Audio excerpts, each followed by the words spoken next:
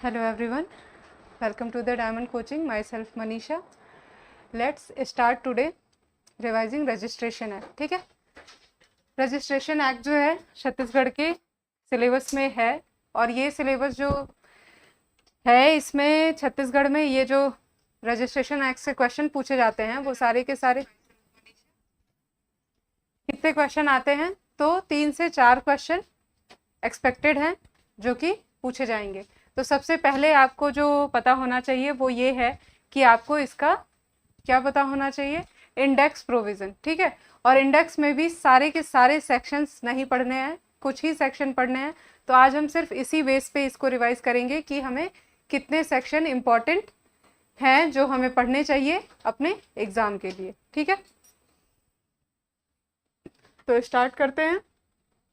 Registration act जो है, Indian registration act, वो कम्प्लीटली 1908 का ये एक्ट है और कम्प्लीटली कितने पार्ट में डिवाइड है तो 15 पार्ट में ये जो है डिवाइड है और नंबर ऑफ सेक्शन जो इसमें है वो आपके 93 है। ठीक है, नंबर ऑफ देखिए 1908 का है ये। एग्जिस्टेंस में कब आया तो 18 दिसंबर 18 दिसंबर 1908 को ये इन्फोर्समेंट में आया और 1 जनवरी, कल भी मैंने पूछा था, जो भी लोग इसको ऑफलाइन और मतलब इसके बाद देख रहे हैं, रिकॉर्डेड देख रहे हैं, उन सभी को भी ये मैसेज में बताना है कमेंट में कि कितने मतलब कितने ऐसे एक्ट हैं जो इस डेट पे 1 जनवरी को क्या हुए हैं, इन्फोर्समेंट में आए हैं। ठीक है, कल हमने लिमिटेशन डिस्कस किया था तो मैंने ये क्वेश्चन पुटअप किया था। ठीक है, जो लोग कल लाइव थे वो कुछ लोगों ने उसमें से रिप्लाई दिया था और अभी आज जो लोग इसको देख रहे हैं वो सभी लोग बता सकते हैं कि और कौन कौन से एक्ट हैं जो 1 जनवरी को आए थे। ठीक है, नेक्स्ट स्टार्ट करते हैं हम। इसके बाद क्या है, कितने पार्ट हैं इसमें, तो हमारा ये जो एक्ट है वो टोटल इसमें 15 पार्ट हैं। 15 पार्ट हैं, 93 सेक्शंस हैं और यहाँ पे एक स्केड्यूल है। ठीक है, एक स्केड्यूल, इसके बाद से कितने 93 सेक्शंस हैं। अब देखते हैं हमारे पास कंप्लीटली जो सेक्शन है, सेक्शन बाय सेक्शन हम इसको देखेंगे। इसका जो स्केड्यूल है वो क्या है, रिपीलिंग है, रिपील्ड हो चुका है ऑलरेडी। बहुत सारे सेक्शन इसके ऐसे हैं जो रिपील हो चुके हैं, अभी एग्जिस्टेंस में नहीं है। ठीक है, राधिका जैन, गुड इवनिंग राधिका जैन। तो अभी तक हमने बात कर लिया कि ये एक्ट जो है एसेंट मिली थी 18 दिसंबर 1908 को और इसके बाद से ये जो इन्फोर्समेंट में आया था, कब आया था, 1 जनवरी 1909 को। 15 पार्ट है इसमें, 93 सेक्शंस हैं और एक स्केड्यूल था जो कि रिपील हो चुका है। आगे बात करते हैं।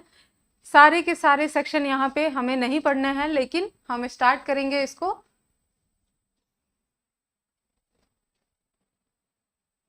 प्रियम्बल से। आपका जो रजिस्ट्रेशन एक्ट है इसकी एप्लीकेबिलिटी भी थोड़ी सी अलग है और ये आपका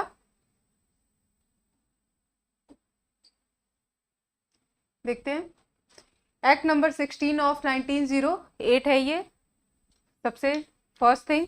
सेकंड थिंग क्या है, 18 दिसंबर 1908। और इसके बाद जब हम इसके प्रियम्बल की बात करते हैं तो ये बताता है कि an act, this is an act to consolidate and amend consolidate the enactment relating to the registration of documents.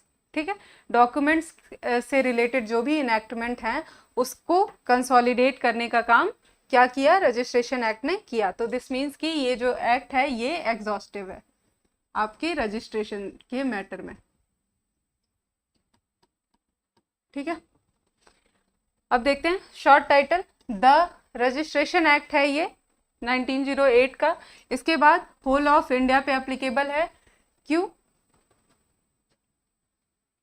यहाँ पे इंडियन रजिस्ट्रेशन एक्ट जो है ये जो टर्म था 1969 में इसको रिपील कर दिया गया। इससे पहले ये इंडियन रजिस्ट्रेशन एक्ट हुआ करता था, जो कि यहाँ पे इसको 1969 में क्या कर दिया गया, यहाँ से इंडियन हटा करके ये हो गया द रजिस्ट्रेशन एक्ट। ठीक है, अब देखते हैं यहाँ पे एक प्रोवाइजो दिया गया है, वो इस कंटेक्स्ट में है। Promila, good morning, good evening, sorry. यहाँ पे क्या है, this act is applicable to whole of India, extend to whole of India, but provided that state government may exclude any districts or tracts of country from its operation। ठीक है, तो यहाँ पे क्या किया जा रहा है, स्टेट गवर्नमेंट के पास ये राइट है कि वो क्या कर सके, किसी भी पार्ट को, किसी भी डिस्ट्रिक्ट को इसके एप्लीकेशन से हटा सके। ठीक है, अब देखते हैं next. It shall came into force on the first day of January 1909। ये क्वेश्चन जरूर याद रखें किसी भी एक्ट का, क्योंकि जहां कहीं भी आता है तो फिर वहां पे कंप्लीट इन्फोर्समेंट डेट तो जरूर ही पूछ ली जाती है।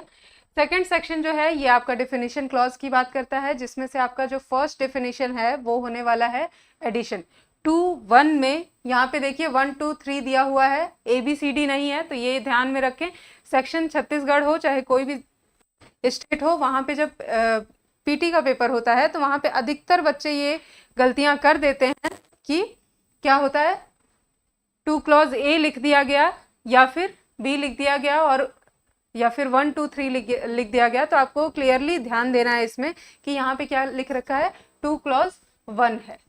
ठीक है, 2 क्लॉज 1 में एडिशन को डिफाइन किया गया है। एडिशन का मतलब ये है कि किसी भी पर्सन का, जो भी पर्सन इसमें रजिस्ट्रेशन के लिए डॉक्यूमेंट लगा रहा है वो, या फिर कोई विटनेस है, तो उसका एडिशन क्या होगा, means place of residence, profession, trade, rank, title of a person described in the case of an Indian, his father's name, अगर मान लीजिए कोई इंडियन है तो उसमें हिज फादर्स नेम, और where he is usually described as a son of his mother, तब उसकी मदर का नाम, ये उसमें मेंशन होगा।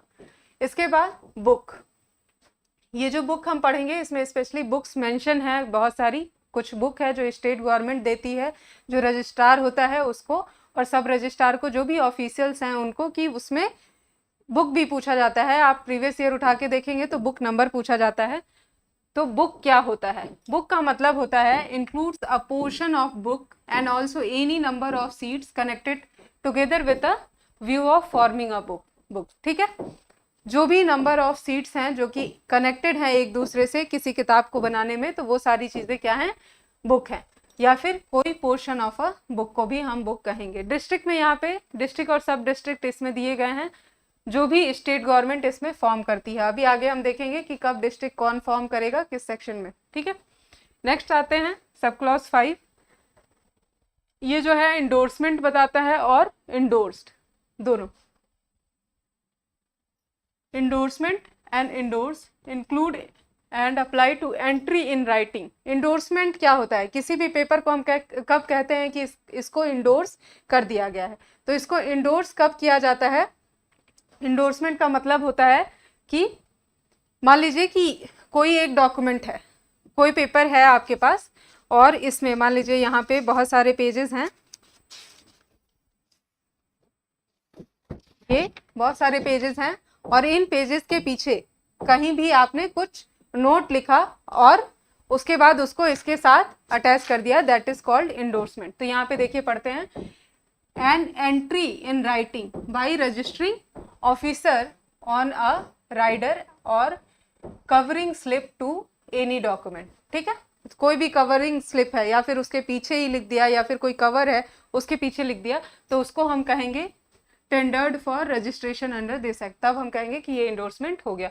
इमूवेबल प्रॉपर्टी जो है, देखिए इमूवेबल प्रॉपर्टी जो है ये आपका 2 क्लॉज 6 में डिफाइंड है। ठीक है, इसके साथ हम डेफिनेशन देख लेते हैं। बीएसए का जो सेक्शन नंबर, बीएसए में क्लॉज 21 में डिफाइंड है ये, और जब आईपीसी की बात करते थे तो आईपीसी में ये आपका 22 सेक्शन में डिफाइंड था इमूवेबल प्रॉपर्टी। लेकिन अभी यहाँ पे 2 क्लॉज 6 में इमूवेबल प्रॉपर्टी का मतलब क्या है, इंक्लूड्स, सॉरी ये इमूवेबल प्रॉपर्टी है, मूवेबल प्रॉपर्टी बता दिया मैंने। इमूवेबल प्रॉपर्टी है, includes a land, building, hereditary allowance, जो कि इमूवेबल प्रॉपर्टी आपका कहाँ पे डिफाइन किया गया है, टीपीए में क्लियरली डिफिनेशन इसकी दी हुई है इमूवेबल प्रॉपर्टी की, जिसमें बहुत लिमिटेड डिफिनेशन थी और यहाँ पे एक एग्जॉस्टिव डिफिनेशन है। Includes land, building, hereditary allowance, right to ways, lights, fisheries, ferries and और any other benefit to arise out of the land and things attach to the earth. कोई भी चीज, जो भी बेनिफिट्स अराइज हो रहा है आपके अर्थ से, या फिर जो भी थिंग्स अटैच्ड हैं अर्थ से, उससे permanently fasten to anything which is attached to the earth but not standing timber, growing crops nor grass. ठीक है, 6A में इंडिया को डिफाइन किया गया है। और इसके बाद 7 में लीज। लीज का मतलब होता है इंक्लूड्स अ काउंटर पार्ट, काबूलियत एंड अंडरटेकिंग टू कल्टिवेट और occupy and an agreement to lease. ये डेफिनेशन बहुत बार पूछी गई है, बहुत इंपॉर्टेंट है। ठीक है, 2 क्लॉज 7। 8 में माइनर को डिफाइन किया गया है। माइनर का पर्सन ये है, मतलब ये है कि जिसने मेजॉरिटी अटेन नहीं की है। यहाँ पे कोई भी चीज, कोई एज लिमिट प्रोवाइड नहीं है एक्सप्रेसली। नेक्स्ट आते हैं 9 में मूवेबल प्रॉपर्टी डिफाइन किया गया है, जो मैंने बताया कि बीएनएस के क्लॉज 21 और आईपीसी के, गुड इवनिंग जया जी, स्टार्ट ही हुआ है रजिस्ट्रेशन एक्ट अभी, तो पढ़िए। हो सकता है 1 घंटे में हम रजिस्ट्रेशन के वो सारे क्वेश्चन पढ़ लें। अच्छी बात है, आप भी आ गई। रजिस्ट्रेशन एक्ट अगर आप छत्तीसगढ़ के लिए पढ़ रही हैं तो रजिस्ट्रेशन एक्ट आपका जो ये सेशन है, इससे कोई क्वेश्चन बाहर नहीं जाएगा, ये बहुत आसानी से। ठीक है, मूवेबल प्रॉपर्टी का मतलब क्या है, standing timber, growing crops, grass, fruits upon and juice and trees, and property of every other description except immovable property.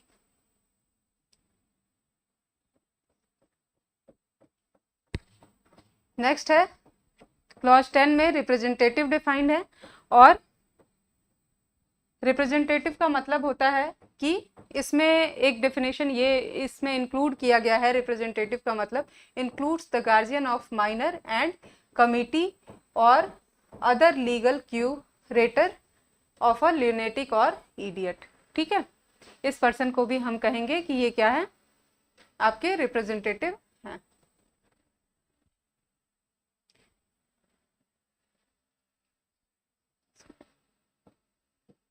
अब आते हैं पार्ट सेकंड। पार्ट सेकंड जो है ये आपका बात करता है द रजिस्ट्रेशन एंड एस्टैब्लिशमेंट। कैसे, यहाँ पे सबसे पहला ऑफिसर जो इसमें आ रहा है वो है inspector general of registration.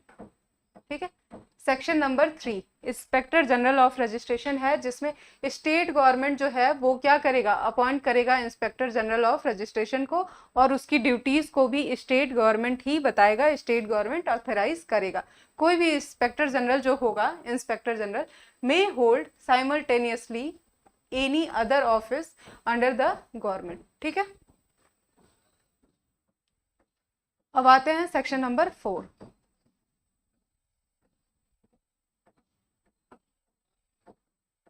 Section number 4 जो है वो रिपील्ड है in the year 1937। Section number 5 district and सब डिस्ट्रिक्ट।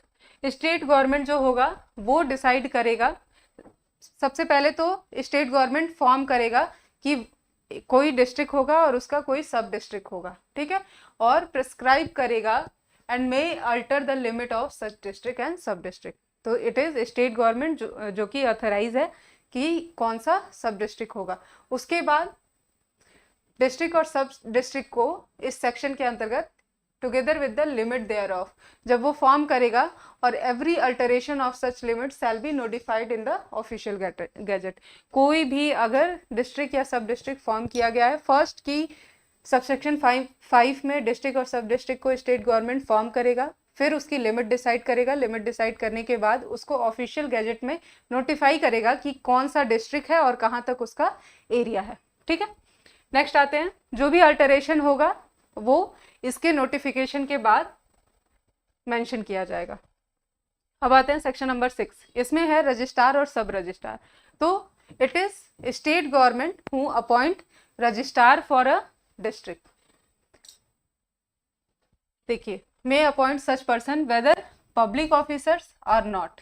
तो रजिस्ट्रार जो है वो पब्लिक ऑफिसर हो भी सकता है और नहीं भी हो सकता है। ये कौन बताएगा कि वो पब्लिक ऑफिसर है कि नहीं? तो this is state government to be registrar of several district. एक रजिस्ट्रार अपॉइंट होगा and to be sub registrar of several sub district formed as aforesaid. ठीक है, एक या एक से ज्यादा डिस्ट्रिक्ट के लिए रजिस्ट्रार को या सब रजिस्ट्रार को सब डिस्ट्रिक्ट के लिए अपॉइंट किया जाएगा। अब देखते हैं सेक्शन नंबर 7। 6A में एडिशनल रजिस्ट्रार दिया गया है।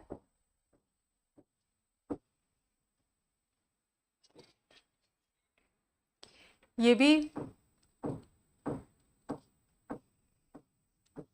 यहाँ पे ये स्टेट अमेंडमेंट है 6A। ठीक है,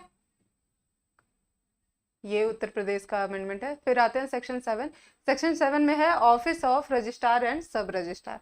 ठीक है, तो ऑफिस ऑफ रजिस्ट्रार एंड सब रजिस्ट्रार जो है वो कौन बताएगा? आपका स्टेट गवर्नमेंट बताएगा।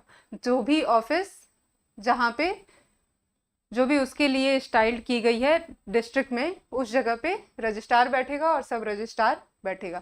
यहाँ पे ये है कि स्टेट गवर्नमेंट के पास ये अथॉरिटी है कि वो अमेलगमेट कर सकता है एनी ऑफिस ऑफ रजिस्ट्रार और any office of sub registrar subordinate to such registrar. ठीक है, जैसा भी उसको लगता है तो वो सब रजिस्ट्रार और रजिस्ट्रार के ऑफिस को अमेलगमेट किया जा सकता है।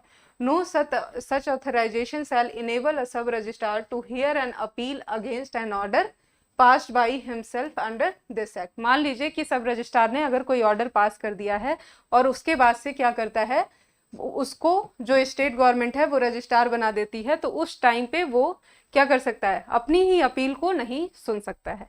अब आते हैं section number 8, inspector of registration office.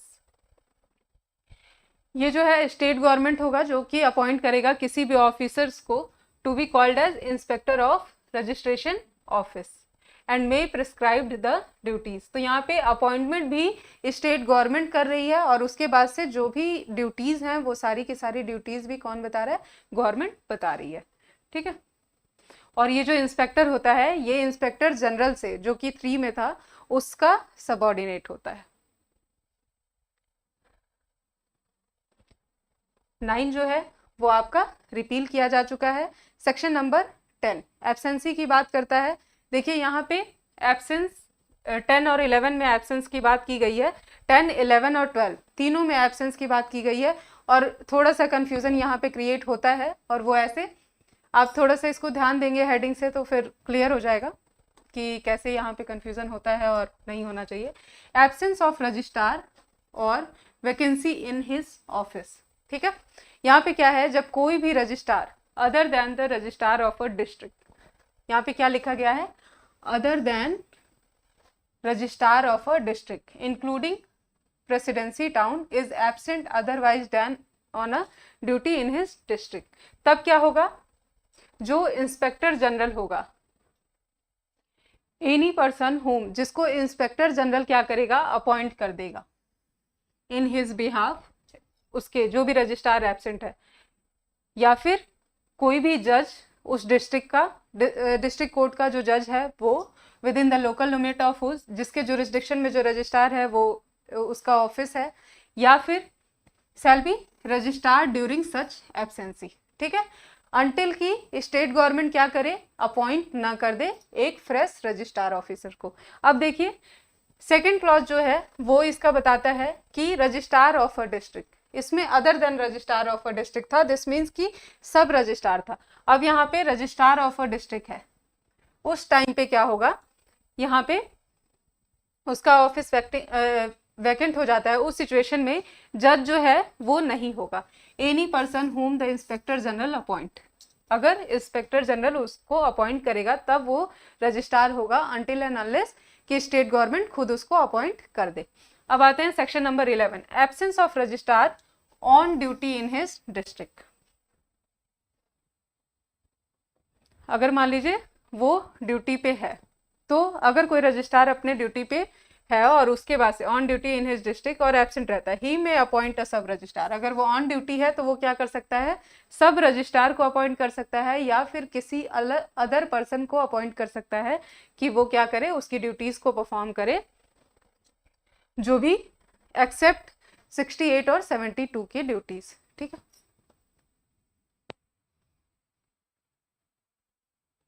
23 minute हो गए हैं क्लास को स्टार्ट किए, लेकिन क्लास थोड़ी लेट स्टार्ट हुई थी। स्टार्टिंग में थोड़ा सा इशू था लाइट्स का, इस वजह से ज़्यादा क्लास अभी चली नहीं है, सिर्फ 11 सेक्शन ही खत्म हुआ है, सेक्शन 12, लेकिन हाँ इंपॉर्टेंट एरिया इधर ही है। अब आते हैं एब्सेंस ऑफ सब रजिस्ट्रार और वैकेंसी इन हिज ऑफिस। ठीक है, ये सेक्शन 11 ऑन ड्यूटी की बात कर रहा है, और ये जो है इन हिज ऑफिस वैकेंसी में, यहाँ पे ऑफिस वेकेंट है जिसमें अदर देन रजिस्ट्रार या फिर district of the registrar of a district हो सकता है। अब ये है कि सब रजिस्ट्रार वेकेंट रहता है, सब रजिस्ट्रार का जो ऑफिस है वो एब्सेंट रहता है, तो उस सिचुएशन में क्या होगा, any person whom the registrar of the district appoint in this behalf shall be sub registrar. ठीक है, 12 में सब रजिस्ट्रार आ जाता है। दूसरी चीज, अब कोई भी एब्सेंट है, रजिस्ट्रार एब्सेंट है या फिर सब रजिस्ट्रार एब्सेंट है, तो क्या होगा, सबसे पहले हमें क्या करना पड़ेगा, नोटिस देना पड़ेगा। किसको देना पड़ेगा, टू रिपोर्ट। मान लीजिए कोई भी रिपोर्ट हमें करनी तो पड़ती है कि ये जो ऑफिस है ये वैकेंट है, तो किसको करेंगे, स्टेट गवर्नमेंट को करेंगे। कौन करेगा, ये इंस्पेक्टर जनरल करेगा। रिपोर्ट जो है स्पेशल हो सकती है, जनरल हो सकती है, जो भी स्टेट गवर्नमेंट चाहे, जैसे स्टेट गवर्नमेंट प्रिस्क्राइब करे वैसे इंस्पेक्टर जनरल इन्फॉर्म कर देगा। Establishment of registering office, state government खुद अलाउ करेगा proper establishment for a several offices. ठीक है, seal of the registering officers, ये जो है यहाँ पे क्या है कि जो भी ऑफिसर है, रजिस्ट्रार है, सब रजिस्ट्रार है, सबके लिए एक सील प्रोवाइड किया जाता है जो कि स्टेट गवर्नमेंट के थ्रू प्रोवाइड किया जाता है। जैसे यहाँ पे है the registrar, seal of registrar और ऑफ सब रजिस्ट्रार, तो ऐसा सील होगा, क्योंकि वो साइन हर जगह कैसे करेगा, तो उस सिचुएशन में इंपॉर्टेंट एरिया बोलकर हार्ट बीट बढ़ा दी। ठीक है, इंपॉर्टेंट एरिया बोलकर हार्ट बीट नहीं बढ़ानी है। दोबारा आपके पास कौन सा ये क्लास खत्म हो जाएगी तो फिर आपको दिखेगी नहीं, ऑलरेडी अवेलेबल रहेगी, आप देख लेना, 10-15 मिनट की क्लास है। ठीक है, 16 सेक्शन नंबर 16 जो है register books and fire proof boxes. अब देखिए, जो भी रजिस्टर, हाँ तो आपसे फोकस करिए, आपसे सिर्फ आपको डेफिनेशन क्लॉज ही देखना है, इसके आगे थोड़े बहुत ये जो सेक्शन है अपॉइंटमेंट का सेक्शन है ये तो इजी है। सेक्शन 16 जो है ये बताता है कि रजिस्टर बुक कौन देता है, स्टेट गवर्नमेंट देती है। जितने भी ऑफिसर्स हैं इन सबको स्टेट गवर्नमेंट प्रोवाइड करती है office of every registering officer book necessary for the purpose of this act. जो भी इस एक्ट में उन्हें बुक्स रखनी है, दुर्गेश चौधरी, राधे राधे, ये जो बुक इसे प्रोवाइड की जाएंगी ये time to time inspector general provide करेगा। देखिए, दे कौन रहा है, प्रोवाइड कौन कर रहा है, स्टेट गवर्नमेंट, लेकिन ये जो इन्हें दी जा रही है books so provided shall contain the forms from time to time prescribe by the inspector general with the sanction of state government and passes of such books shall be consecutively numbered in print। ठीक है, जो भी books होती हैं उनका एक serial number होता है। प्लीज बातें ना करें। अच्छा, यहाँ बात करने आते हैं आप लोग, चैट में पढ़ने नहीं आते, ठीक है। And the number of pages in each book shall be certified on the title page by the officer by whom such book are issued. जो भी ऑफिसर इस बुक को इशू कर रहा है उन सबके साथ क्या होना है कि ये टाइटल होगा, उसका सीरियल नंबर होगा। और अब देखिए, स्टेट गवर्नमेंट सप्लाई करेगा हर ऑफिस पे of every registrar with a fire proof box, जो भी ये बुक्स दी जा रही हैं वो फायर प्रूफ बॉक्सेस में होंगी। And shall in each district make suitable provision for the safe custody, क्योंकि ये बहुत ही इंपॉर्टेंट डॉक्यूमेंट होते हैं, इन्हें क्या करना होता है, अच्छे से रखना होता है। अब देखिए 16 तक हो गया। 16 के बाद हमें 16A, यहाँ पे 16A बस आपको हेडिंग नंबर याद रखना है, keeping of books in the computer floppies and diskettes, ठीक है, डिस्केट्स में रखा जाएगा। नेक्स्ट सबसे important part, section number 17 and 18, part 3 of registrable document. Section 17 जो है ये बताता है कि आपका क्या है, ये document of which registration is compulsory as per section 17। जितने भी डॉक्यूमेंट इसमें दिए हुए हैं वो सारे के सारे डॉक्यूमेंट्स आपके क्या हैं, कंपलसरी रजिस्ट्रेशन रिक्वायर्ड है यहाँ पे, जिसमें सबसे फर्स्ट है आपका गिफ्ट ऑफ इमूवेबल प्रॉपर्टी, दूसरा अदर नॉन टेस्टामेंट्री इंस्ट्रूमेंट जिसकी वैल्यू जो है कितनी है, 100 रुपीज तक है या फिर अपवर्ड, 100 रुपये या 100 रुपये से ज़्यादा है तो उसे हम क्या करेंगे, उसका रजिस्ट्रेशन मैंडेटरी है। Non testamentary instrument which acknowledge the receipt और payment of any consideration on account of the creation. देखिए रजिस्ट्रेशन एक्ट जो है क्या करता है, इंटरेस्ट को क्रिएट करता है, डिक्लेयर करता है, असाइन करता है और इसके बाद राइट्स क्रिएट करता है, ठीक है। लीज ऑफ इमूवेबल प्रॉपर्टी, अगर ईयर टू ईयर आपको लीज ऑफ इमूवेबल प्रॉपर्टी करनी है तो उस सिचुएशन में, या फिर 1 साल से ज़्यादा का आपको ईयरली रेंट का लीज क्रिएट करना है, उस सिचुएशन में क्या होगा कि आपको रजिस्ट्रेशन कंपलसरी होगा।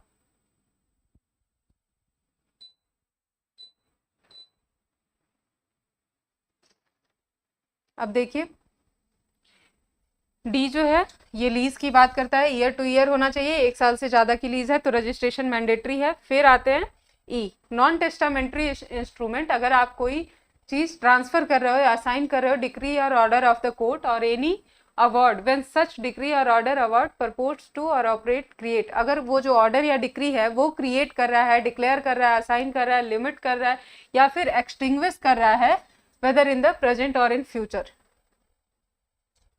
और उसकी वैल्यू जो है वो कितनी है, या फिर 100 है या 100 से ज़्यादा है या फिर इमूवेबल प्रॉपर्टी की है, तो उस सिचुएशन में क्या होगा, रजिस्ट्रेशन कंपलसरी हो जाएगा। नेक्स्ट आते हैं स्टेट गवर्नमेंट इस सिचुएशन में ऑफिशियली डिक्लेयर कर सकती है कि कौन सी चीज़ों को हम क्या करेंगे, रजिस्टर्ड नहीं करेंगे, ठीक है।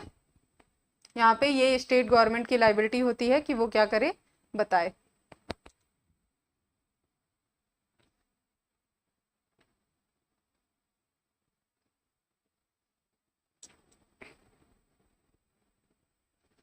अब आते हैं नेक्स्ट, इसका 1A। यहाँ पे क्या किया गया है कि अगर पार्ट परफॉर्मेंस हो रहा है, कोई डॉक्यूमेंट है जो क्रिएट किया जा रहा है, किसके लिए, 53A ऑफ द TPA के लिए, shall be registered if they have been executed on और after the commencement of registration और रिलेटेड लॉज, ठीक है, Amendment 2001, and if the such document are not registered after such commencement, then they shall have no effect, ठीक है।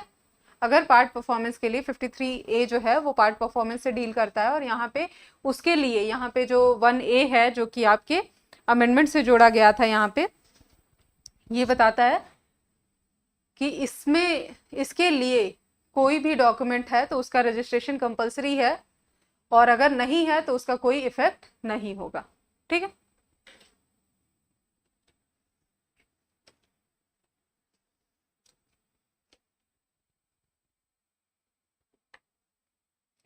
Next आते हैं, ये जो क्लॉज 2 है उसमें बताता है nothing in clause B and C of the subsection 1 applies to clause B और सी। तो बी और सी किससे डील करता था, आपका नॉन टेस्टामेंट्री इंस्ट्रूमेंट, और सी जो था वो एक ऐसा इंस्ट्रूमेंट जिसमें acknowledgement of receipt of payment था, ठीक है। तो उसमें कंपोजिशन ऑफ डीड्स है, या फिर इंस्ट्रूमेंट रिलेटिंग टू शेयर्स और joint stock of the company है, डिबेंचर अगर कोई इशू कर रहा है किसी कंपनी के थ्रू, कोई भी इंडोर्समेंट है, या फिर डॉक्यूमेंट स्पेसिफाइड जो भी 1A में मतलब पार्ट परफॉर्मेंस से रिलेटेड है वो क्रिएट किया गया है, कोई डिक्री या ऑर्डर है जिसमें आपका subject matter of the suit. अब देखिए कोई भी ग्रांट ऑफ इमूवेबल प्रॉपर्टी है बाय द गवर्नमेंट, या फिर एनी इंस्ट्रूमेंट ऑफ पार्टीशन है made by the revenue officer, any order granting loan instrument collateral security granted under land improvement act है, या फिर any order granting a loan under agriculture loan act है, या फिर any order made under the charitable endowment act है, any endorsement और mortgage deed है जो कि एक्नॉलेज की गई है, acknowledging the payment of whole और any part of the mortgage money. तो इस सिचुएशन में क्या है, आपका जो ए और बी है, बी और सी है, वो अप्लाई नहीं होगा। 3, ये बहुत इंपॉर्टेंट है, authorities to adopt a son executed after 1 January 1872। ठीक है, इसके बाद की जितनी भी चीजें हैं and not conferred by a will shall also be registered. ये क्वेश्चन पूछा जाता है, ये रजिस्ट्रेशन कंपलसरी है। अब आते हैं नेक्स्ट सेक्शन 18 जिसका रजिस्ट्रेशन कंपलसरी नहीं है। तो वो सारी चीजें जो 17 में नहीं दी गई हैं उन सब का रजिस्ट्रेशन क्या है, आपका कंपलसरी नहीं है, उनका जो रजिस्ट्रेशन है वो ऑप्शनल है। सेक्शन नंबर 18 बताता है कि डॉक्यूमेंट्स में be registered under this act. यहाँ पे वर्ड जो मे है इसके वजह से ही ये क्या है, ऑप्शनल है। अगर मान लीजिए यही सेल होता जो कि सेक्शन नंबर 17 में दे रखा है तो दैट विल बी मैंडेटरी। अब देखिए instrument other than instrument of gift and will. ठीक है, ऐसा कोई भी इंस्ट्रूमेंट जो क्या कर रहा है, कोई भी right create assign limit extinguish कर रहा है, वो सारे के सारे क्या होंगे, जिसकी वैल्यू जो है वो लेस देन 100 है और जो कि इमूवेबल प्रॉपर्टी हो, तो उसका जो रजिस्ट्रेशन है वो ऑप्शनल होने वाला है। इंस्ट्रूमेंट एक्नॉलेजिंग द रिसिप्ट और payment of any consideration of account of creation declaration assignment limitation exit. ठीक है, ये सारी चीजें। लीज ऐसा जो 1 ईयर से ज्यादा की ना हो, उसका भी जो रजिस्ट्रेशन है वो कंपलसरी नहीं है, ऑप्शनल है। ये जो लिस्ट है 17 और 18 की, ये लिस्ट आपके लिए बहुत ज़्यादा इंपॉर्टेंट है क्योंकि इससे ही क्वेश्चन पूछा जाता है और ये पूछ लिया जाता है कि क्या ये रजिस्ट्रेबल है या नहीं। तो जितने लोग भी इस क्लास को देख रहे हैं, मेरा उन सबसे एक क्वेश्चन है कि क्या मुस्लिम गिफ्ट डीड, यस, सेक्शन 7 में रजिस्ट्रेशन कंपलसरी है और सेक्शन 18 में जो रजिस्ट्रेशन है वो ऑप्शनल है। तो मुझे ये बताइए कि मुस्लिम गिफ्ट डीड, हाँ, सेक्शन 18 में ऑप्शनल है, सेक्शन 18 में ऑप्शनल है और सेक्शन 17 में कंपलसरी है। हेडिंग से ही समझ नहीं आ रहा, रजिस्ट्रेशन इज ऑप्शनल, जबकि जो सेक्शन 17 है उसमें आपका रजिस्ट्रेशन जो है वो क्या है, कंपलसरी है।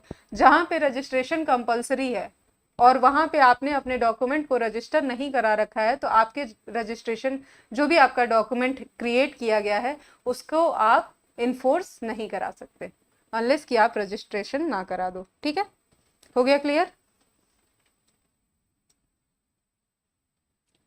और एक आंसर बता दीजिए आप सभी लोग कि मुस्लिम गिफ्ट डीड जो होता है उसका रजिस्ट्रेशन कंपलसरी है या ऑप्शनल है। ठीक है, क्वेश्चन पूछा हुआ है ये प्रीवियस ईयर।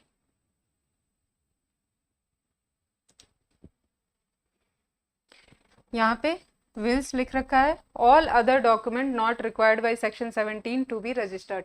वो सारे डॉक्यूमेंट जो कि सेक्शन 17 की वजह से रजिस्टर्ड कंपलसरी नहीं है रजिस्ट्रेशन उनका, वो सारे उन सबका क्या है, रजिस्ट्रेशन ऑप्शनल है।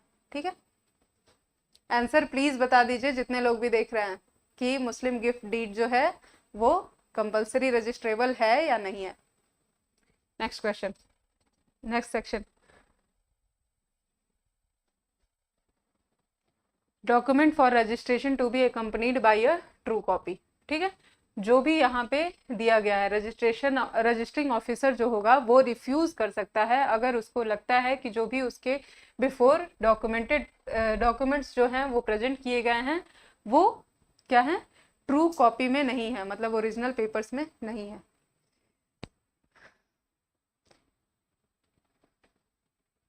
इस क्वेश्चन का आंसर अभी मैं थोड़ी देर में दे दूंगी कि मुस्लिम गिफ्ट डीड रजिस्ट्रेबल है या नहीं है, ठीक है।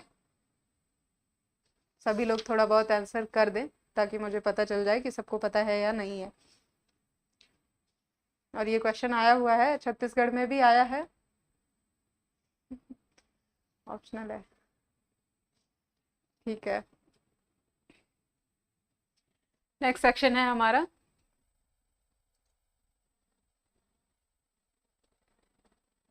19, document in the language not understood by the registering officer. ये भी उसका रिफ्यूजल का ग्राउंड हो सकता है 19 में, अगर उसको लगता है कि क्या है, उसका जो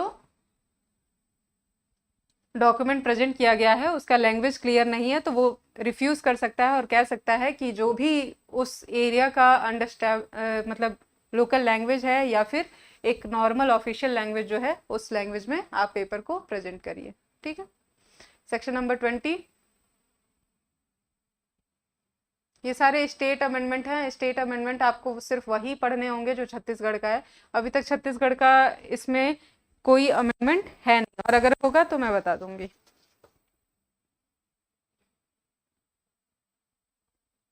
यस, गिफ्ट डीड, सिर्फ डीड नहीं है, gift deed.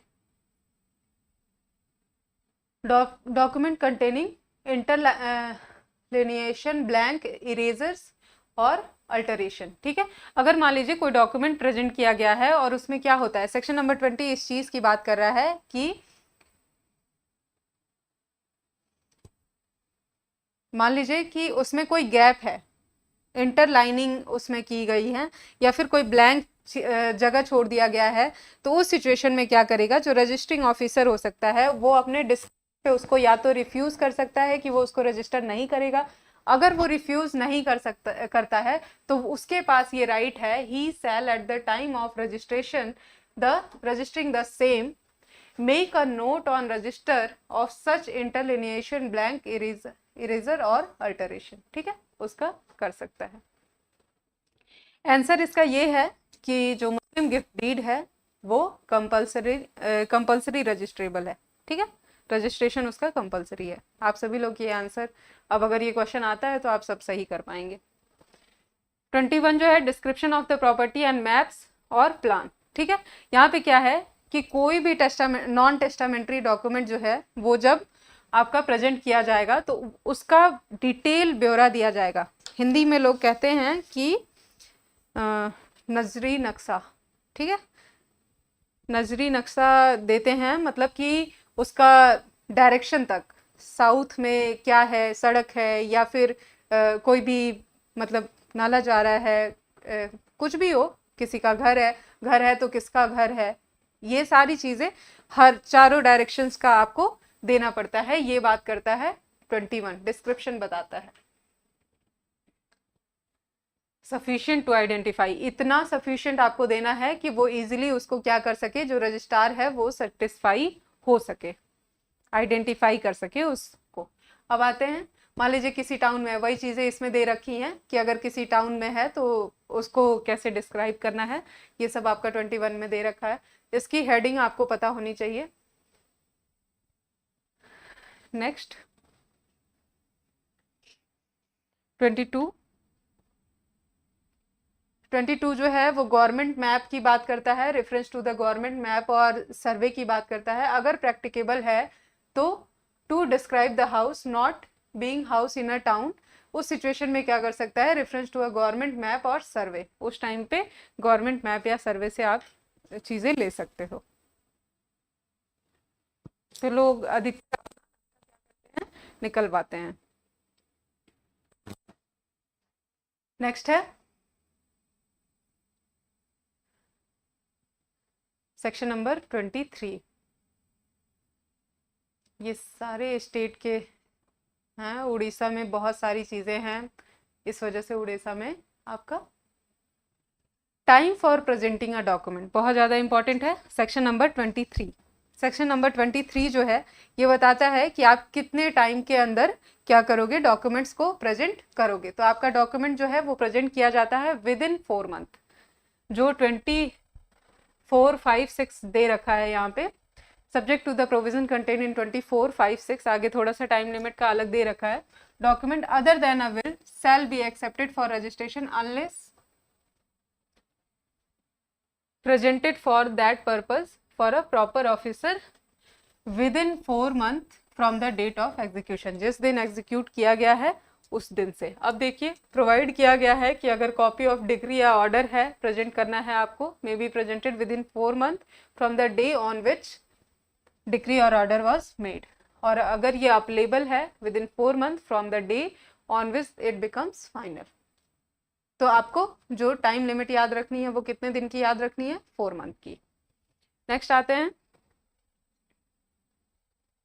24, document executed by several person. 24 में क्या किया गया है कि अगर एक से ज़्यादा लोग रजिस्ट्रेशन कोई भी डॉक्यूमेंट को एग्जीक्यूट कर चुके हैं, तो सब जो भी एग्जीक्यूट कर रहा है वो विद इन 4 month क्या कर सकता है, क्या है, presented for registration and re registration within 4 month from the date of each execution. जिस दिन भी एग्जीक्यूशन हुआ है उस दिन से 4 month के अंदर आपको करना पड़ेगा।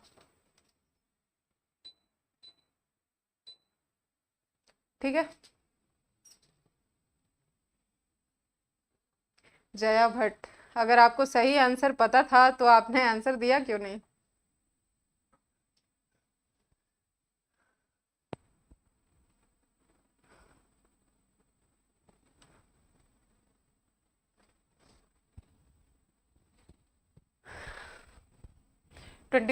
Provision where delay in presentation is unavoidable.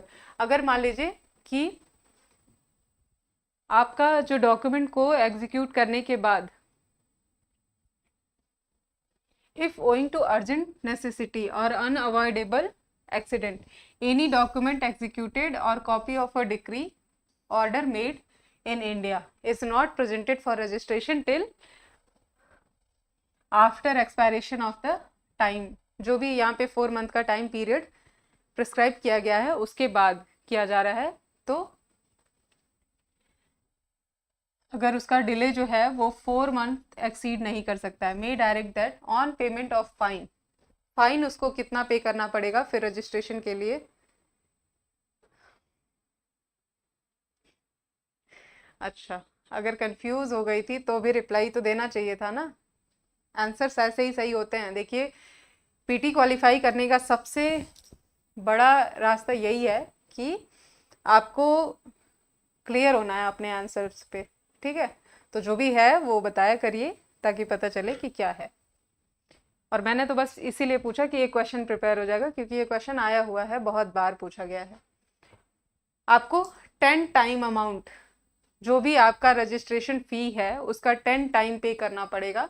Such document shall be accepted for registration. ठीक है, तभी जाके आपका डॉक्यूमेंट जो है वो दोबारा एक्सेप्ट किया जा सकता है। 25 में दे दिया गया।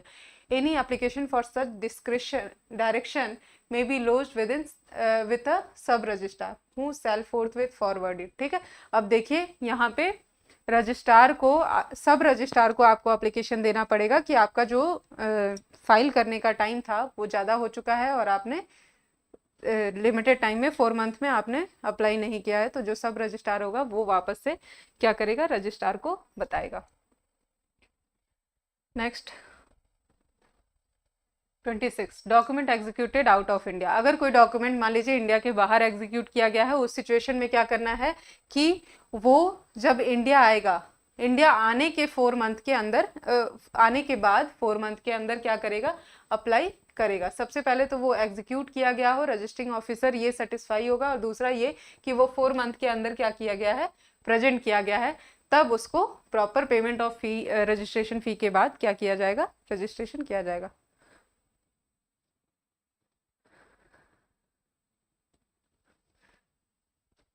Wills may be presented or deposited at any time. A will may be presented at any time, be presented for registration or deposited in manner hereinafter provided। देखिए यहाँ पे विल को प्रेजेंट करने का जो प्रोविजन है उसका चैप्टर नंबर अधिकतर पूछा जाता है।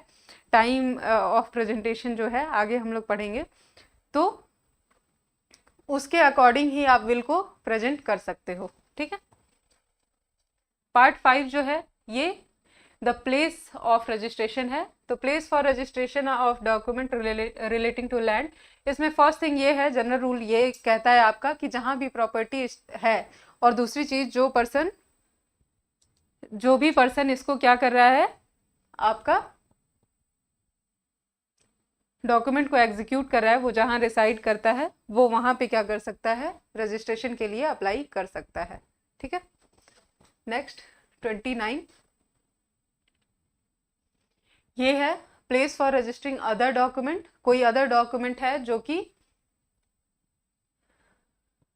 आपको रजिस्टर कराना है, जो 28 में नहीं हो पा रहा है, या फिर कॉपी ऑफ डिक्री है और ऑर्डर, तो उस सिचुएशन में क्या होगा, may be presented for registration either in the office of sub registrar in whose sub district the document were executed, or office of other sub registrar under the state government, at which all the person executing and claiming under document desires the same to be registered। ठीक है, ये हो गया। 30 जो है ये बात करता है registration bye registrar in certain cases. Registrar क्या करेगा, यहाँ पे डिस्क्रिप्शन है उसके पास कि वो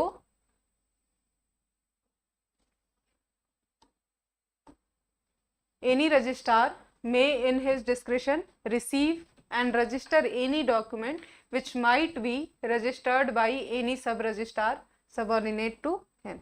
ठीक है, इतना समझ में आया।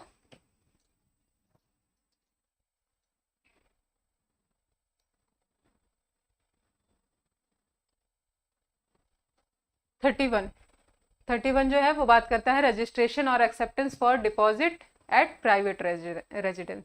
इसके बाद आपका आता है 32, पार्ट 6 से देखते हैं। ये सारे देखिए सेक्शन नंबर ही पूछे जाते हैं, इसको आप सेक्शन नंबर याद रख लीजिए, इजीली रिमेंबर रख लीजिएगा कि यही सारे जो मैं अभी बता दूंगी कि कुछ सेक्शन हैं जो आपको ज़रूरत है।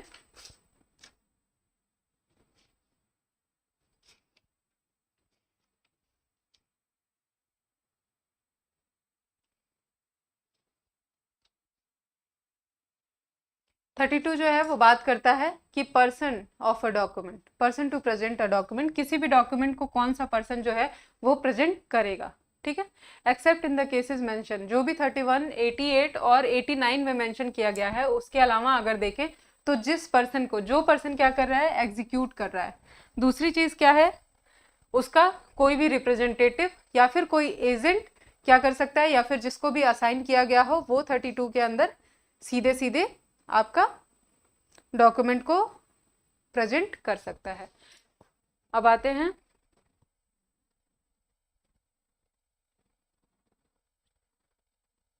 33।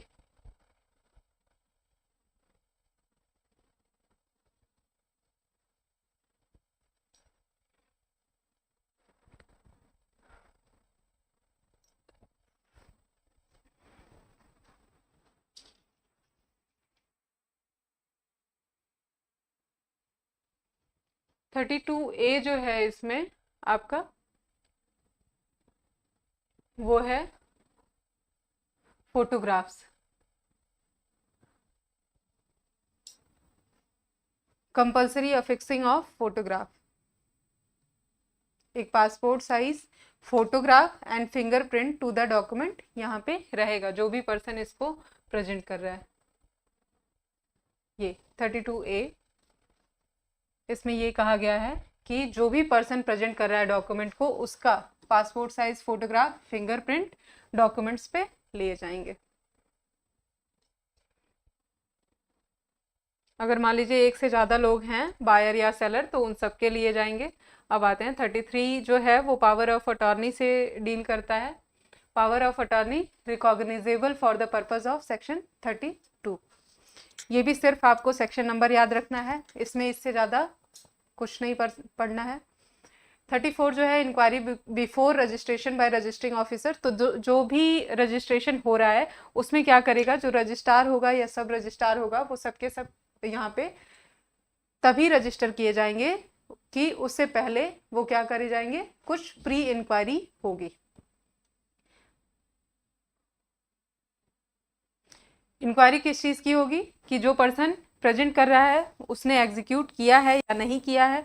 दूसरी चीज ये है, क्लास क्लियर है या नहीं, प्लीज एक बार क्लियर कर दीजिए, क्योंकि मुझे लग रहा है नेट का कुछ इशू आ रहा है। ठीक है, 35 जो है procedure on admission and denial of execution respectively. अगर मान लीजिए जो भी पर्सन है जिसने भी एग्जीक्यूट किया है डॉक्यूमेंट्स को, वो पर्सनली अपीयर होते हैं before registering officer and are personally known to him, or if he be otherwise satisfied that they are person they represent themselves to be, and if they are admit the execution of the document। अगर मान लीजिए वो सबके सब admit कर लेते हैं, तब रजिस्टरिंग ऑफिसर क्या कर लेगा, उसको रजिस्टर कर देगा और डायरेक्टेड इन 58 to 61 जैसा कि दिया गया है। ठीक है,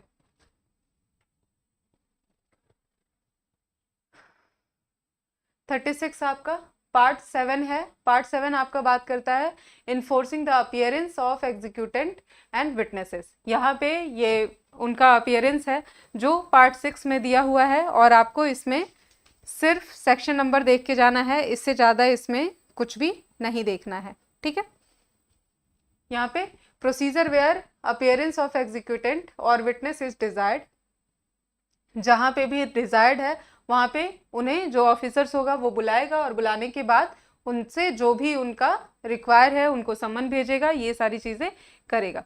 ठीक है, अब ऑफिसर्स और court to issue and cause service of summon. अगर मान लीजिए ऑफिसर या फिर court upon receipt of the peon's fee payable in such case shall issue a summon, उस सिचुएशन में अगर पियून ने क्या किया है, फी पेमेंट कर दिया है, तो उस सिचुएशन में समन इशू हो सकता है। 38 में पर्सन एग्जेम्प्टेड है फ्रॉम अपीयरेंस, जो भी पर्सन जेल में है सिविल या क्रिमिनल प्रोसेस में, या फिर कोई भी जिसका पर्सनल अपीयरेंस जो है वो कोर्ट के थ्रू एग्जेम्प्ट किया गया है, तो उनको हम एग्जेम्पशन देंगे 38 में। Law as to summons commission and witnesses, यहाँ पे क्या है, अगर मान लीजिए कोई समन्स है, कमीशन है, and compelling the attendance witnesses for their remuneration in a suit, apply करेंगे वो सारे समन और कमीशन के लिए। अब देखिए पार्ट 8, ये इंपॉर्टेंट है थोड़ा। पार्ट 8 जो है बात करता है प्रेजेंटिंग विल एंड अथॉरिटीज। जो हमने देखा कि विल्स को कैसे प्रेजेंट करना था, तो ठीक है, थैंक यू, साउंड क्लियर है इसके लिए बताने के लिए। Person entitled to present wills and authorities to adopt, कौन से पर्सन इंटाइटल्ड है कि द टेस्टेटर, ये जो टेस्टेटर होता है, ये भी क्वेश्चन बहुत इजी है ये क्वेश्चन, कि टेस्टेटर ही प्रेजेंट करेगा या फिर उसके बाद अगर उसका डेथ हो जाता है तो पर्सन क्लेमिंग एज एग्जीक्यूटर और अदरवाइज अंडर अ विल वो प्रेजेंट कर सकता है, तो ये बात बस याद रखिएगा। और इसके बाद गिफ्ट के सिचुएशन में डोनर, और जब वो जो डोनर है उसकी डेथ हो जाती है तो डोनी क्या कर सकता है, प्रेजेंट करेगा। ठीक है, नेक्स्ट है 41 registration of will and authorities to adopt. ये टेस्टेटर या डोनर के थ्रू जो प्रेजेंट किया जाएगा may be registered in the same manner as any other document, बिल्कुल सेम तरीके से उसको भी क्या कर दिया जाएगा, रजिस्टर कर दिया जाएगा। डिपॉजिट ऑफ विल, यहाँ पे पार्ट 9 में दे रखा है डिपॉजिट ऑफ विल्स। ठीक है, तो इसमें क्या है 42, ये क्वेश्चन सेक्शन नंबर ही पूछा जाता है, डिपॉजिट ऑफ विल जो है वो किस सेक्शन में दिया है, तो सबसे पहले तो सेक्शन नंबर 22 में। ठीक है, और दूसरी बात ये है टेस्टेटर खुद डिपॉजिट करेगा या फिर उसके द्वारा कोई एजेंट जो असाइन किया गया है वो इसको डिपॉजिट कर देगा।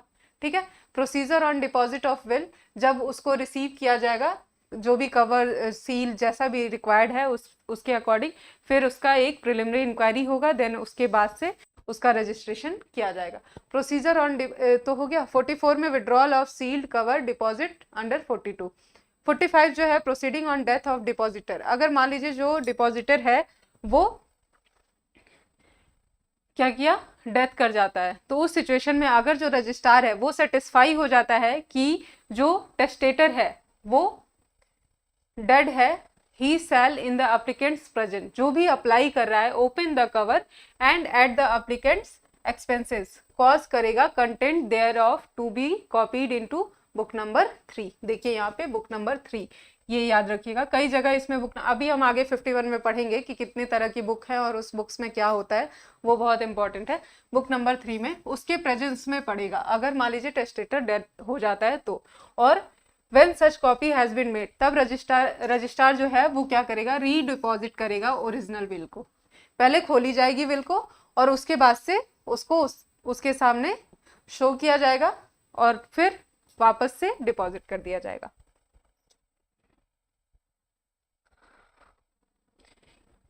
बोरिंग तो नहीं लग रहा है सबको? रजिस्ट्रेशन एक्ट बहुत बोरिंग लगता है, जो लोग पढ़ रहे हैं वो लोग बता सकते हैं। फिर saving of certain enactment and power of the court, यहाँ पे ये बताता है कि जो 259 ऑफ द इंडियन सक्सेशन एक्ट है या फिर section 81 of the probate and administration और the power of the court by order to compel the production of the will. ठीक है, इसमें ये जरूरी नहीं है।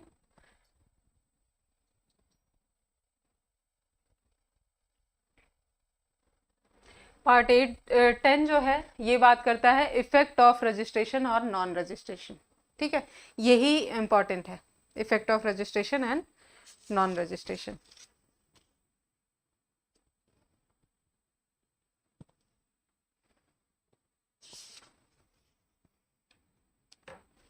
फोर्टी सेवन में एक रूल पढ़ते हैं हम, रूल ऑफ प्रेसिडेंस। ये याद कर लीजिए,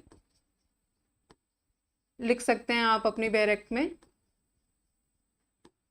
कि सेक्शन नंबर 47 ये बताता है time from which registered document operate, किस समय से आपका जो रजिस्टर्ड डॉक्यूमेंट है वो ऑपरेट किया जाएगा। तो ये जो है ये होता है आपका shall operate from the time from which it would have commenced to operate if no registration thereof had been required। अगर रजिस्ट्रेशन जरूरी नहीं होता और उसके बाद वो उसी डेट से, मतलब कि नॉर्मली एग्जीक्यूशन के डेट से ये अप्लाई हो सकता है, not from the time of registration. Registered document relating to property when the take effect against oral agreement. ठीक है,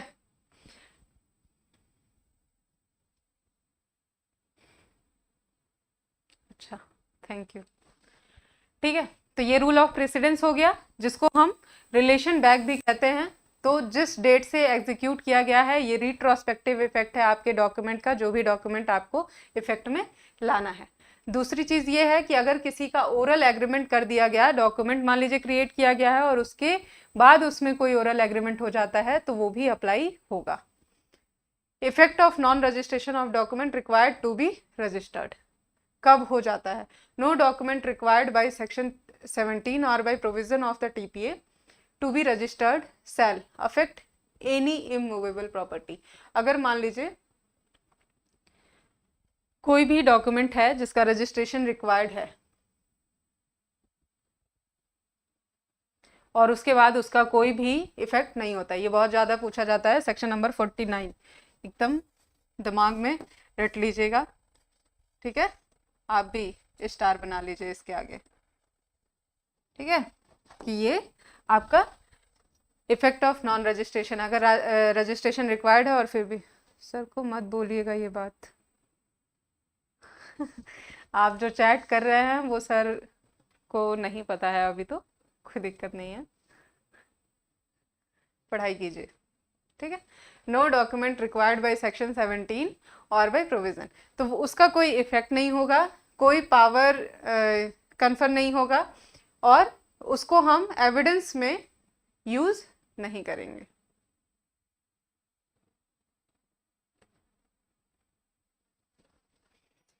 नेक्स्ट आते हैं,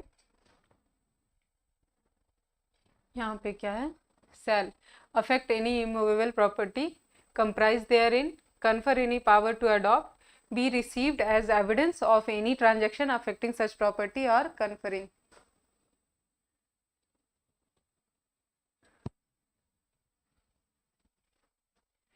नेक्स्ट है 50 certain registered document relating to land to take effect against the unregistered document। बस heading याद रखिए, इससे ज़्यादा जरूरत नहीं है। पार्ट 11 आपका जो है इसमें 51 है, 51 बहुत इंपॉर्टेंट है। इसके बाद चीज़ें थोड़ी कम है, ज़्यादा नहीं दिक्कत होगी, अब जल्दी ख़त्म हो जाएगा। Of duties and power of registering officer, ठीक है। यहाँ पे जो रजिस्टर बुक जो हम अभी पढ़ रहे थे पीछे, to be kept in the several offices, कितनी किताबें हैं? 5 बुक्स हैं, ठीक है। फर्स्ट 2 पार्ट है, ए और B, in all registration offices. Book number 1 जो है वो किससे डील करता है?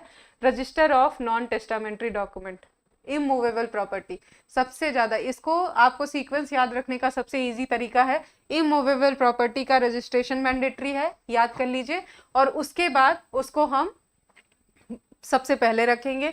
फिर जब उसका रजिस्ट्रेशन कंपलसरी है तो रीज़न, उसका रजिस्ट्रेशन नहीं किया तो उसका record of reasons for refusal to register, ठीक है। जिसका रजिस्ट्रेशन कंपलसरी था वो रजिस्टर नहीं हुआ। बुक 3 में क्या है? Register of will. अब क्या है? विल आ जाता है कि ट्रांसफर नहीं हो रहा है, कोई बात नहीं, विल बना देते हैं। Authorities to adopt. इसके बाद बुक नंबर 4 जो है वो मिसलिनियस है, ठीक है, मिसलिनियस रजिस्टर है। अब बी में जो है in the office of registrars क्या होता है? बुक नंबर 5 रखा जाता है। ये देखिए, इन ऑल रजिस्ट्रेशन ऑफिसेस, जितना भी रजिस्ट्रेशन ऑफिस है उसमें ये 4 बुक तो होंगी, लेकिन रजिस्ट्रार के पास सिर्फ एक ही बुक होगा, register of deposit of wills, book number 5, ठीक है। तो ये 5 और 3 में कंफ्यूज मत होइएगा कि यहाँ पे विल है। In book number 1 shall be entered and filed all document memoranda registered under section 17, 18, 89 which related to immovable property and are not wills, ठीक है।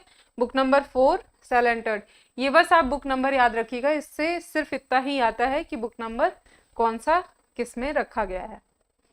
नेक्स्ट आते हैं 52।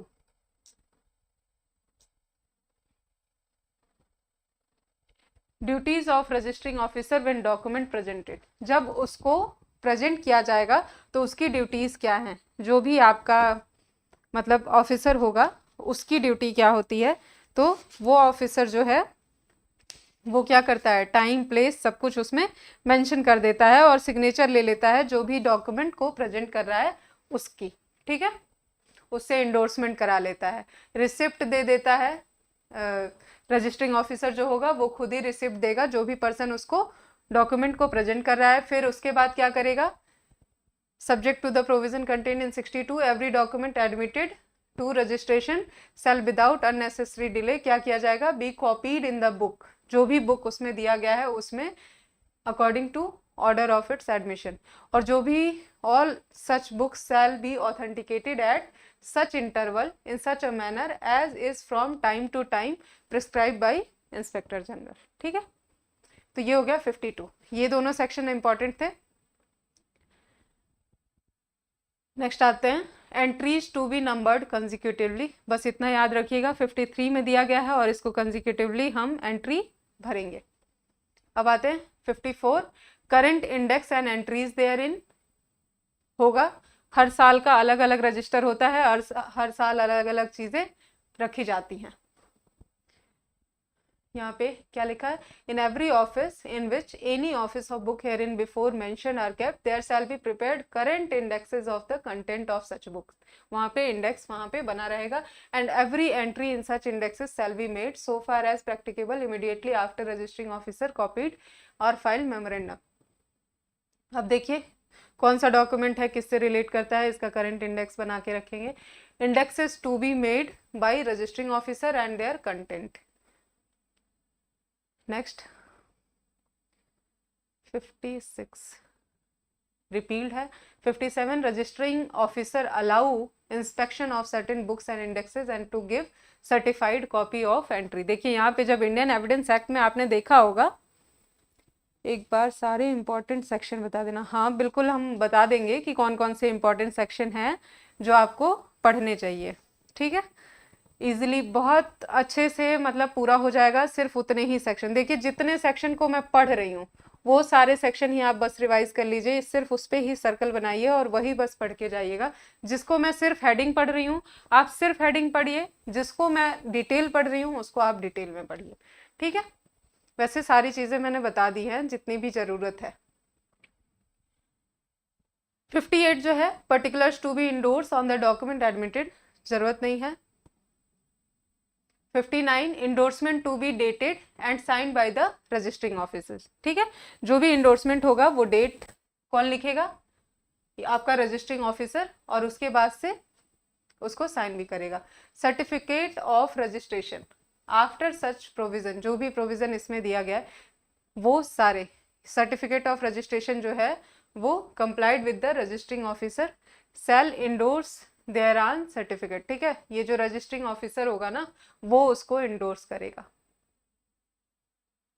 अब देखिए जो भी सर्टिफिकेट दिया जा रहा है वो signed sealed dated by the registering officer and shall then be admissible for the purpose of proving that document has duly registered in the manner provided by this act, ठीक है। अब आते हैं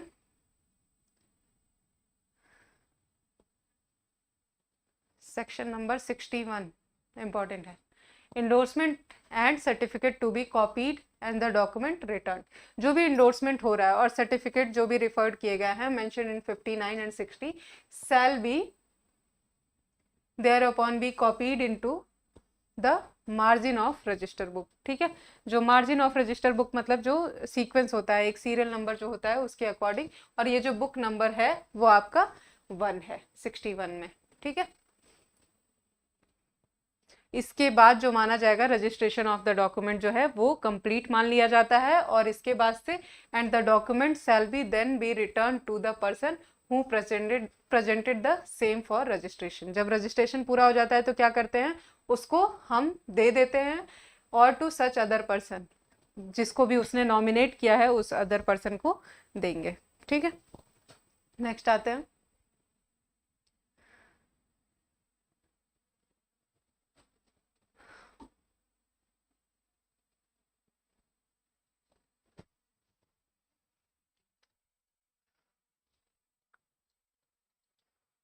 एक बार बस 62 पढ़ लें फिर 62 procedure on presenting a document in language unknown to the registering officer. मान लीजिए कि जो भी डॉक्यूमेंट प्रेजेंट किया गया है उसका जो लैंग्वेज है वो रजिस्टरिंग ऑफिसर के लैंग्वेज से क्या है, डिफरेंट है। तो उस सिचुएशन में जो रजिस्टरिंग ऑफिसर होगा वो क्या करेगा, बोलेगा कि शैल बी ट्रांसक्राइब्ड, मतलब ट्रांसलेट कर दीजिए in the registered document of the nature of original and together with the copy referred to in section 19 shall be filed in the registration officer। अब इसके बाद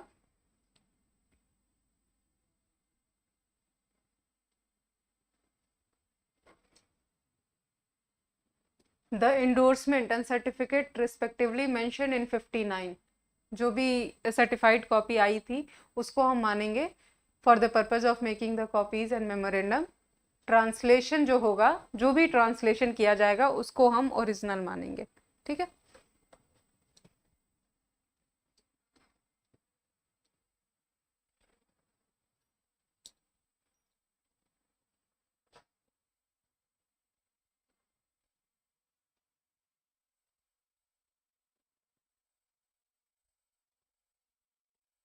procedure relates to land in several sub district. अगर मान लीजिए कोई land जो है वो अलग अलग जगह पे है तो उस सिचुएशन में क्या होगा, send the same to every sub registrar, ठीक है।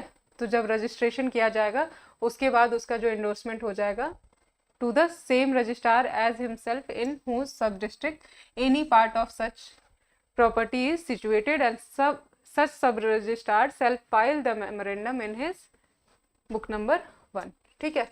अलग अलग जगह से कर सकते हैं और उसके बाद सेम रजिस्ट्रार के पास उसको शेयर किया जाएगा और उसके बाद से जो सब रजिस्ट्रार होगा वो उसको बुक नंबर, ये सिर्फ 64 का आपको आर्ट सेक्शन नंबर मतलब ये हेडिंग बस पता होना चाहिए।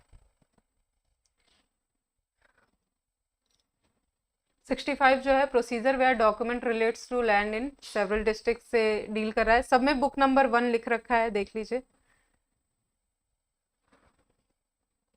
68 power of registrar to superintendent and control sub registrar. ठीक है, तो जो रजिस्ट्रार होता है वो सुपीरियर होता है सब रजिस्ट्रार से, और उसके बाद क्या करता है, वो जो भी ड्यूटीज सब रजिस्ट्रार परफॉर्म करेगा उसको सुपरिंटेंडेंस करेगा। 69 जो है power of inspector general to superintendent the registration office and make rules. ये बस इतना याद रखिए कि इंस्पेक्टर जनरल जो है आपका वो क्या कर रहा है, सुपरिंटेंड कर रहा है ऑफिसेस को, और उसके बाद से रूल्स बना रहा है। पेपर, डॉक्यूमेंट, सेफ्टी, सारी चीज़ों से के लिए जो रूल्स है वो कौन बता रहा है, इंस्पेक्टर जनरल बता रहा है, वो भी 69 में। अब सीधे आ जाते हैं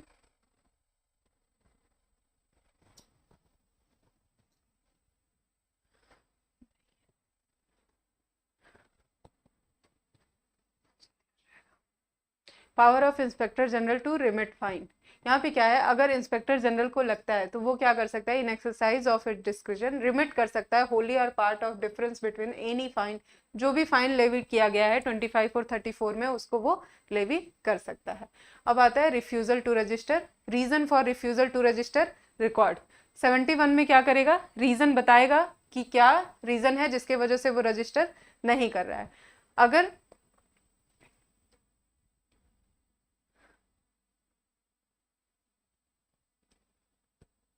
दूसरा है appeal to registrar from order of sub registrar refusing registration on the ground other than denial of execution. ठीक है, तो सब रजिस्ट्रार के ऑर्डर का जो होगा वो क्या होगा, किसको मिलेगा, इसको रजिस्ट्रार के पास आप अपील ले जाएंगे। 72 में 73 जो है वो बताता है एप्लीकेशन टू रजिस्ट्रार वेयर सब रजिस्ट्रार रिफ्यूजेड। तो आप क्या करोगे, अगर वो डिनायल ऑफ एग्जीक्यूशन करता है तो उस सिचुएशन में आप अपील नहीं लगाओगे, फिर आप बस एक एप्लीकेशन फाइल करोगे रजिस्ट्रार के पास कि सब रजिस्ट्रार ने क्या कर दिया है, डिनाई कर दिया है। Procedure of registrar on such application. तो प्रोसीजर वो क्या करेगा, क्या फॉलो करेगा, ये 74 में बता रखा है। इसके बाद order by registrar to be register and procedure thereon. इसके बाद जब ये पूरा डिसाइड हो जाएगा तब वो बताएगा कि रजिस्टर करना है। इसके बाद order of refusal by registrar 76, ये सब इंपॉर्टेंट नहीं है। 78 पार्ट 13 में है, इसमें बस इतना जान लीजिए कि जो फी है to be fixed by the state government. जितनी भी फी जो है वो डिसाइड की जाती है वो सारी की सारी कौन फिक्स करता है, आपका स्टेट गवर्नमेंट खुद करता है। ठीक है, ये सब जितना फाइलिंग, ट्रांसलेशन, अटेंडिंग प्राइवेट, जो भी सेफ कस्टडी के लिए, सबका फीस कौन डिसाइड कर रहा है, खुद स्टेट गवर्नमेंट डिसाइड कर रहा है।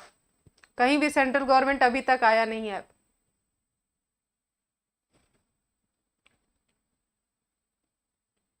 और क्यों नहीं आया है, फी पेएबल।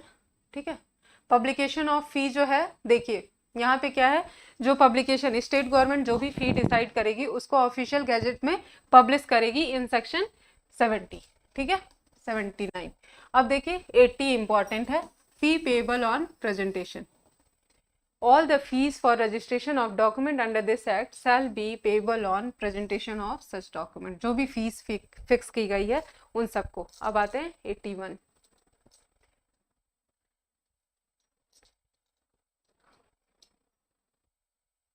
बहुत सारे स्टेट अमेंडमेंट हैं, परेशान मत होइएगा इससे।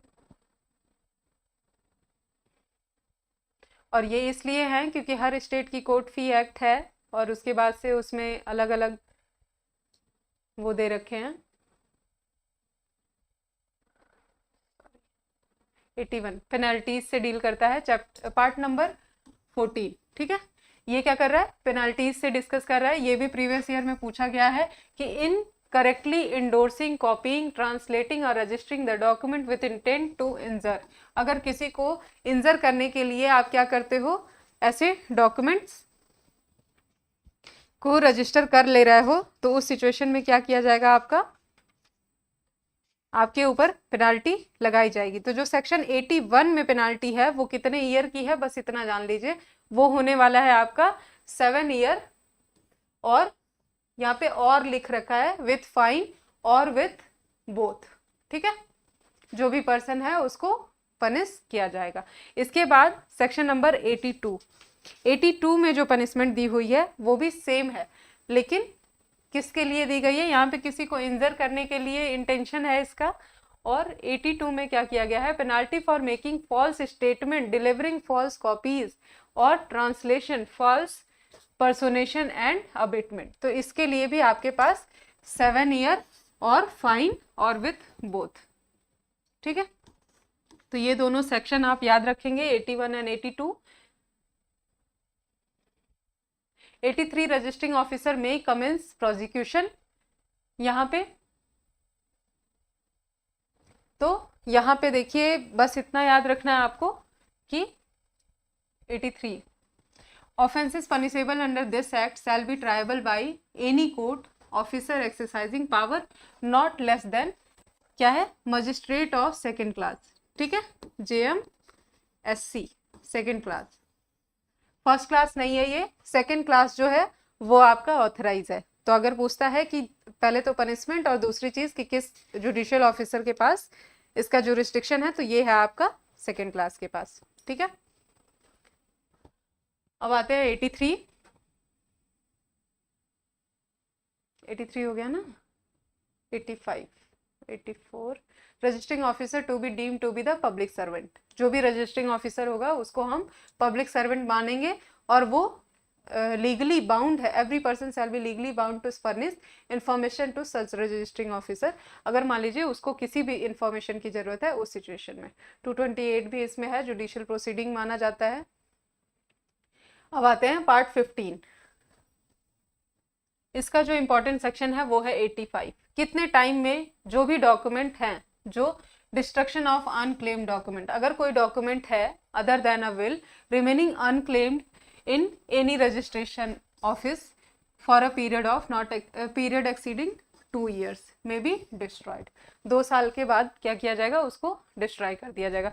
रजिस्टरिंग ऑफिसर जो है वो अगर ऐसा कुछ करता है बोनाफाइडली या फिर रिफ्यूज करता है इन हिज ऑफिस कैपेसिटी, तो उसका कोई भी लाइबिलिटी नहीं होगा, कोई उसके ऊपर क्लेम नहीं किया जाएगा।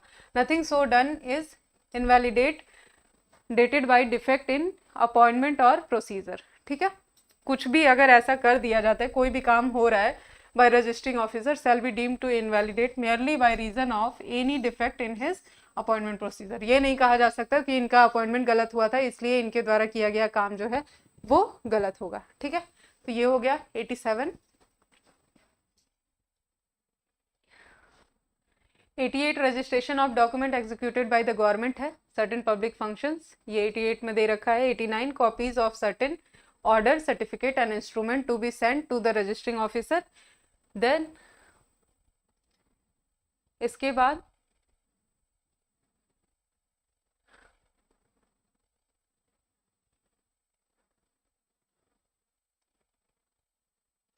अब ये खत्म हो गया है, इसमें अब कोई भी सेक्शन इंपॉर्टेंट नहीं है। ठीक है, 90 एग्जाम्पशन है, certain document under executed in लिeu of government. ठीक है, inspection and copies of such document 91 में दे रखा है और 92 आपका रिपील्ड है, 92 और 93। अब आप लोगों में से जितने लोग भी करेंटली इस वीडियो को देख रहे हैं और जो भी लोग रिकॉर्डेड देखेंगे उन सब के लिए छत्तीसगढ़ का जो ये पेपर है, इस पेपर के अकॉर्डिंग आपको इम्पोर्टेंट सेक्शन जो है वो लिखना है। ठीक है, ये इम्पोर्टेंट सेक्शन आप सभी खुद नोट करेंगे, मैं बोलते जा रही हूँ। ठीक है, सबसे फर्स्ट थिंग सेक्शन नंबर 1 बहुत इंपॉर्टेंट है। सेक्शन नंबर 1 के बाद आपको पूरा डेफिनेशन क्लॉज, कुछ भी डेफिनेशन पूछ लिया जाता है, जिसमें सबसे ज़्यादा पूछा जाने वाला डेफिनेशन जो है वो एडिशन और बुक का है। और इसके बाद आपका क्या है, 3, 4, 5 ये सारे इंपॉर्टेंट हैं क्योंकि ये अपॉइंटमेंट है, मतलब पार्ट 2 पूरा कर लीजिएगा। 17 और 18 इंपॉर्टेंट है।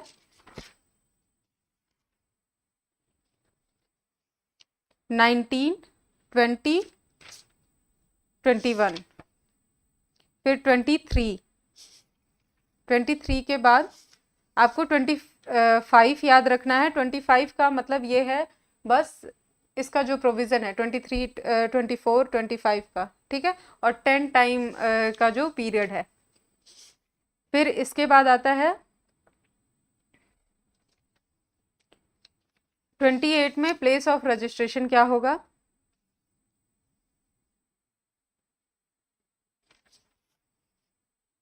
फिर आ जाइए 32A, 33 का हेडिंग याद रखना है केवल, 37 का भी सिर्फ हेडिंग याद रखना है, 40, 41, 42, 43, 44 इन सब की हेडिंग याद रखनी है आपको। 47 का भी सिर्फ हेडिंग याद रखना है, जिसमें मैंने रूल ऑफ प्रेसिडेंस बताया, जो पूछा जाता है किस सेक्शन में दिया गया है, तो 47 में दिया गया है। 49 पूरा सेक्शन याद रखना है। 51 कंप्लीट याद होना चाहिए। और 51 के बाद आपको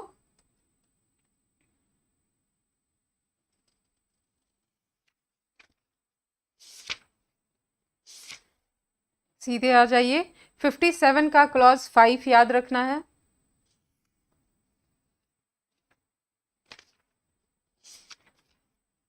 देन 61, 62,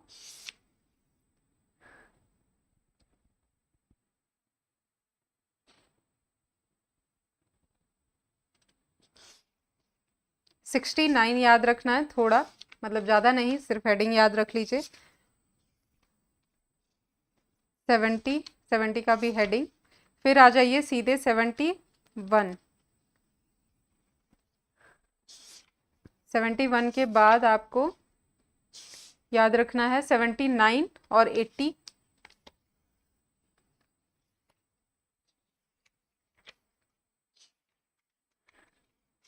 नेक्स्ट 80 के बाद आपको 81, 82, फिर आ जाइएगा 85 सीधे। 83 का सिर्फ सब क्लॉज 2 याद रखना है आपको। देन 85, बस यही आपके इम्पॉर्टेंट सेक्शन है। इससे ज़्यादा आपका कहीं से भी क्वेश्चन आने वाला नहीं है। ये लेक्चर यहीं ख़त्म करते हैं, कल मिलते हैं किसी और नए पेपर के साथ, ठीक है।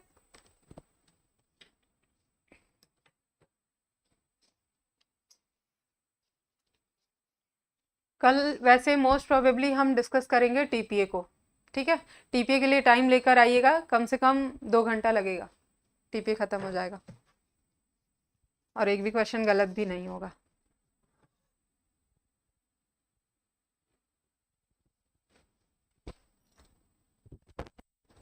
किसी का मैसेज है?